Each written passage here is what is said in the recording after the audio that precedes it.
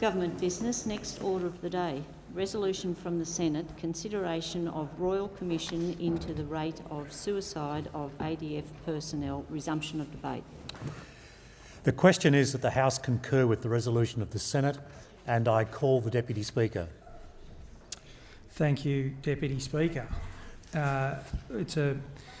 It's with some joy, but also some reluctance that I make this speech about the motion to support a Royal Commission into veteran suicide.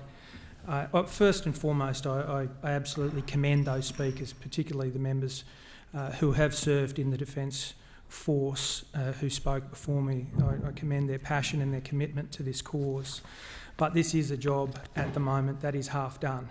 We need to get this job completed. We need to have the Prime Minister and the Executive establish this Royal Commission, and we need to know the terms of reference. But I am encouraged where we are so far.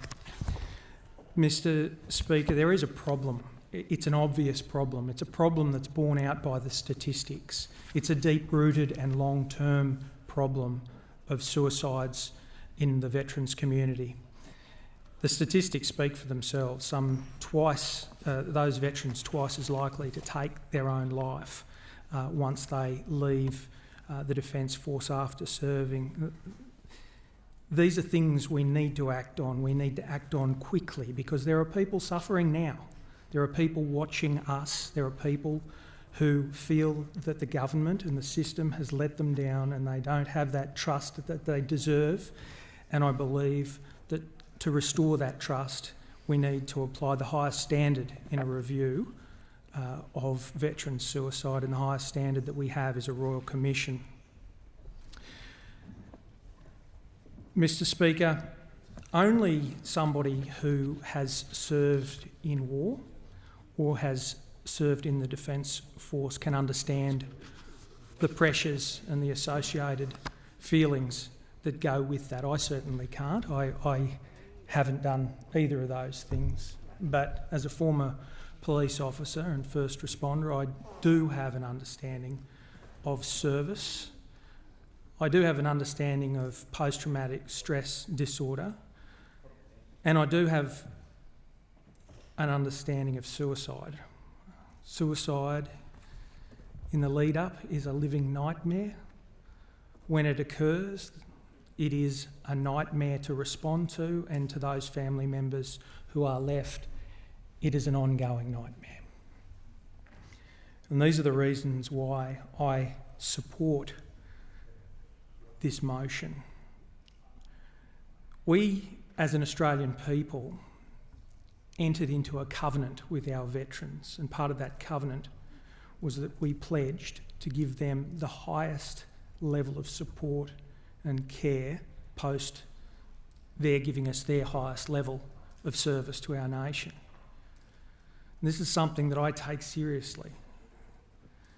And we need to look in a holistic way on how we can ensure that the welfare of our veterans is maintained.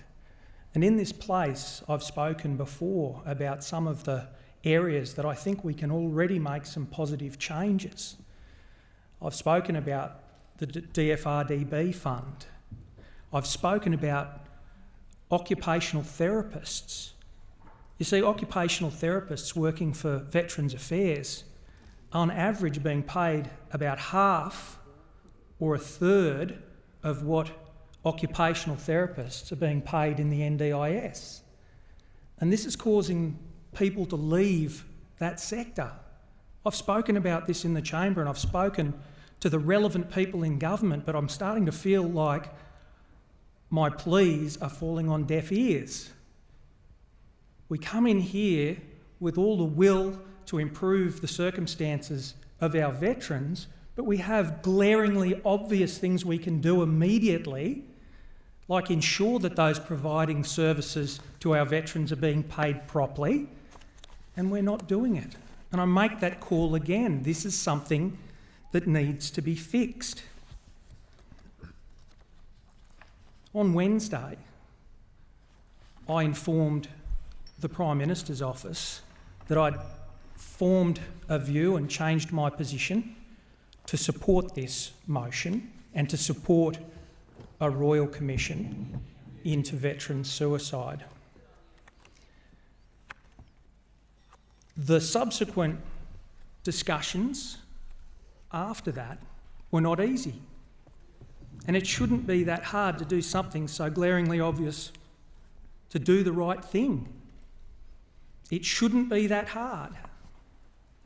But I'm glad that the decision to establish a Royal Commission has been made by the Prime Minister. Australia's got a long and proud history of commanding officers and soldiers looking after their men and their mates, not only in battle but afterwards. And in this category I put a fellow called Harry Smith, a bloke who commanded his men at the Battle of Long Tan. He did a sterling job there, but some of the greatest contributions that he made were post his military service, where he continued to fight for their needs, and he continued until he had a win. And I put Heston in that category. Heston Russell, a man who looked after his men in battle, but some of the greatest contributions he's making to this nation are post wearing a uniform. And to Mrs. Finney, when I met you the other day in Senator Lambie's office and you showed me the photo of your beautiful son, I told you that I would do my best, and I give you a pledge that I will continue to do my best until this matter is completed. Thank you.